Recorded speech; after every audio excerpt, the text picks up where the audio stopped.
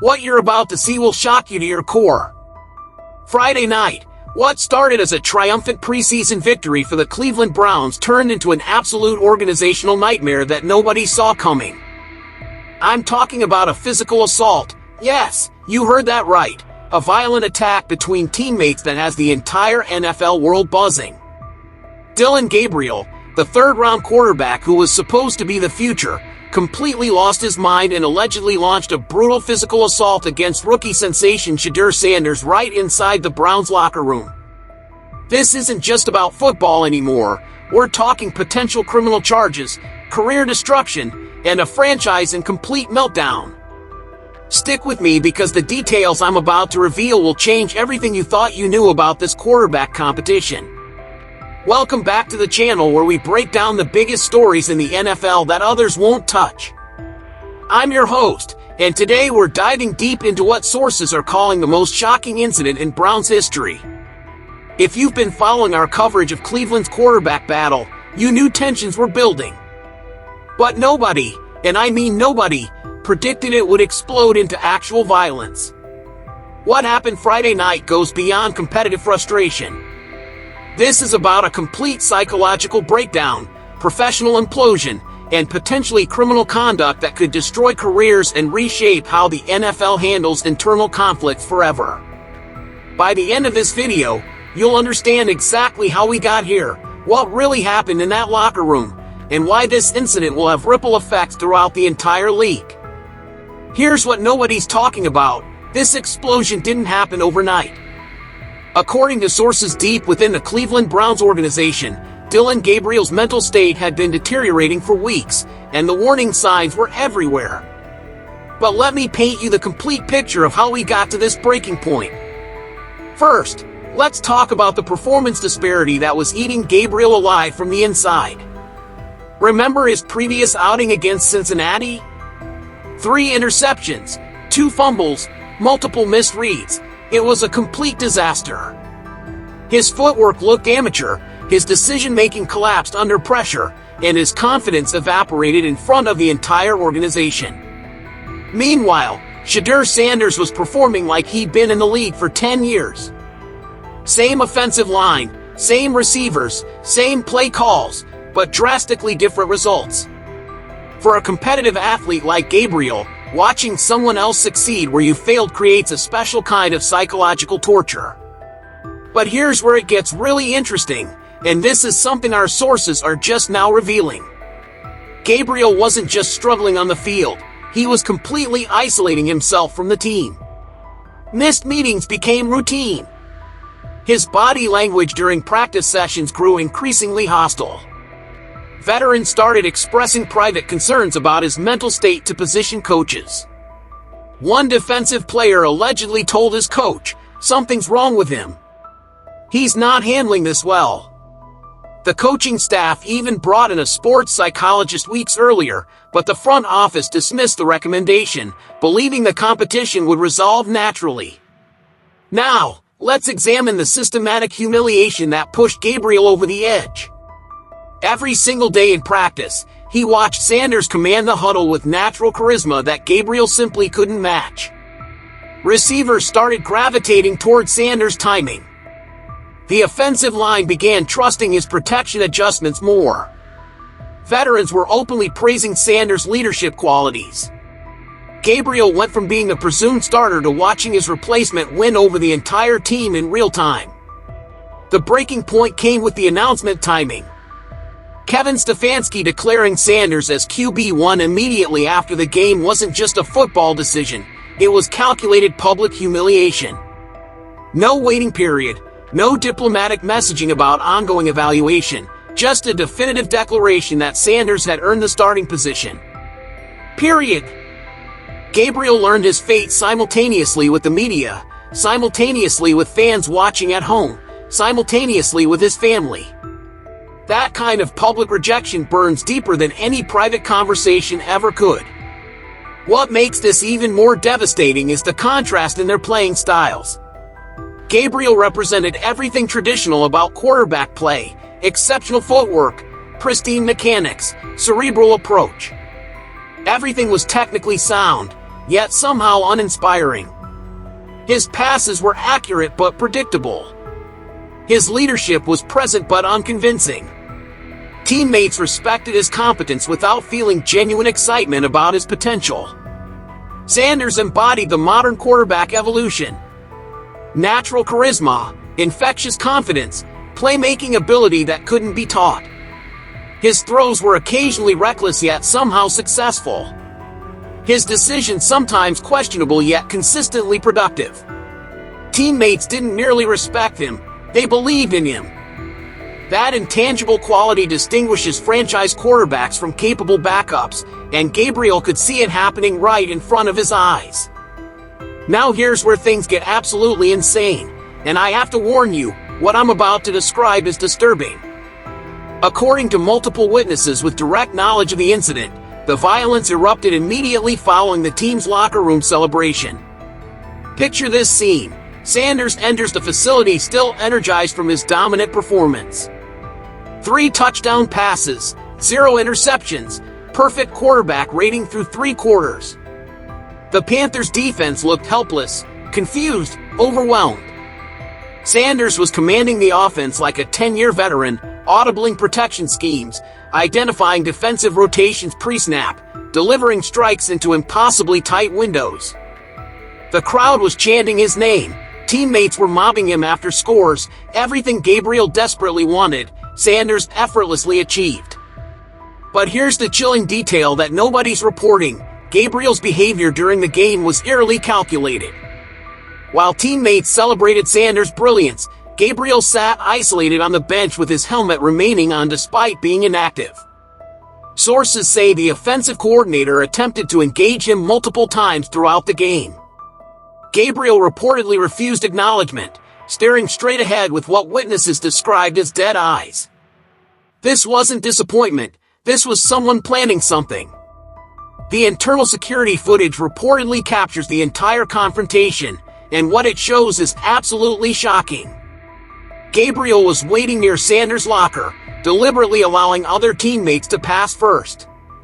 The calculated patience suggests premeditation rather than spontaneous reaction.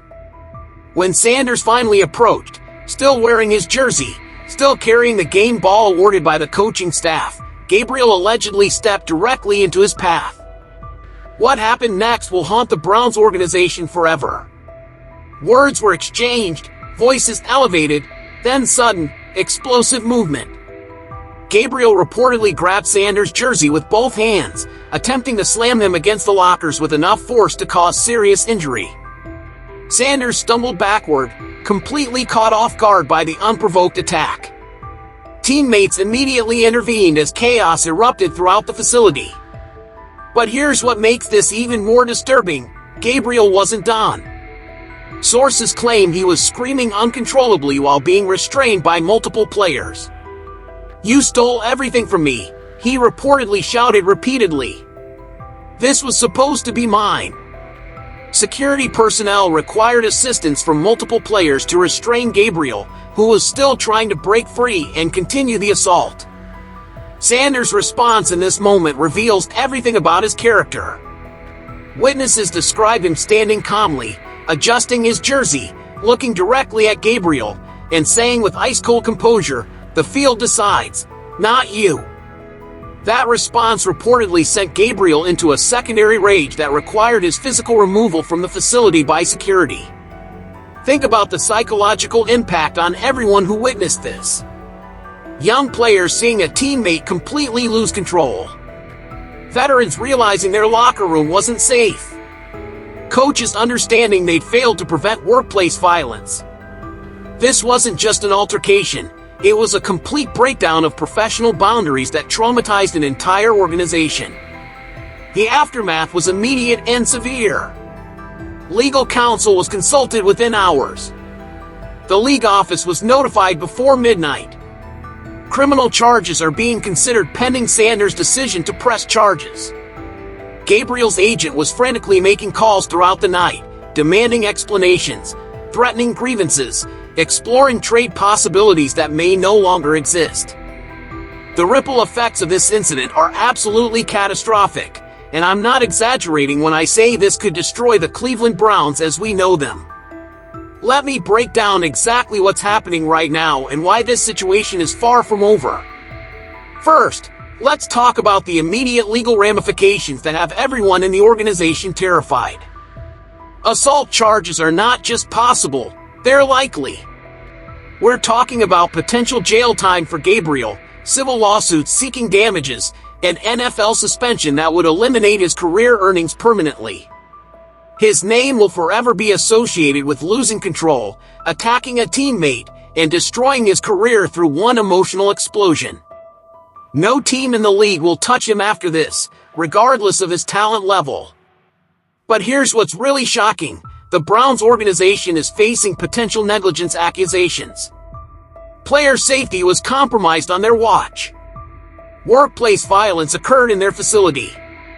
Legal liability is substantial, insurance complications are guaranteed, and all because they managed this quarterback competition incompetently from the very beginning. Sources are telling me that emergency meetings continued throughout the weekend, with executives desperately trying to contain a narrative that's already spiraled completely out of control. The psychological impact on Shedeur Sanders cannot be understated. This 22-year-old rookie, experiencing his first professional training camp, was physically attacked by a teammate and responded with remarkable maturity. No retaliation, no escalation, just confident declaration about performance-determining outcomes. That psychological strength separates special players from merely talented ones, but now he has to lead a team knowing a teammate wanted to physically harm him. Veterans have rallied around Sanders, expressing admiration for his restraint and offering support, but the damage to team chemistry is irreversible. Here's where it gets even worse for Cleveland. The competitive implications are staggering. Division opponents are watching the Browns implode with absolute satisfaction. Baltimore, Cincinnati, and Pittsburgh recognize the competitive advantage through Cleveland's dysfunction. Defensive coordinators are already noting potential psychological warfare opportunities targeting Sanders. Every opponent understands that internal chaos creates external vulnerability. The broader NFL implications are equally significant. Future draft evaluations will now include extensive psychological assessments, with character concerns weighted equally with physical talent. Mental health resources are being expanded across the league. Competition structures are being modified to prevent similar explosions. The entire league is learning from Cleveland's catastrophe, implementing new protocols for conflict resolution and security presence. But here's the most devastating consequence: the Browns' reputation may be damaged irreparably. Free agents are already expressing concerns about organizational instability. Draft prospects are preferring other destinations despite financial incentives. Current players are quietly exploring trade options to escape the dysfunction. The franchise that was supposed to be ascending is now a cautionary tale about what happens when warning signs are ignored. Looking ahead, the scenarios are all bad. Gabriel faces criminal charges and career termination. Sanders must lead while processing trauma. The coaching staff's authority has been undermined. The front office's competence is being questioned. Ownership interference has been exposed as destructive. Media coverage remains relentlessly negative, and the fan base is completely divided, all before the season has even started.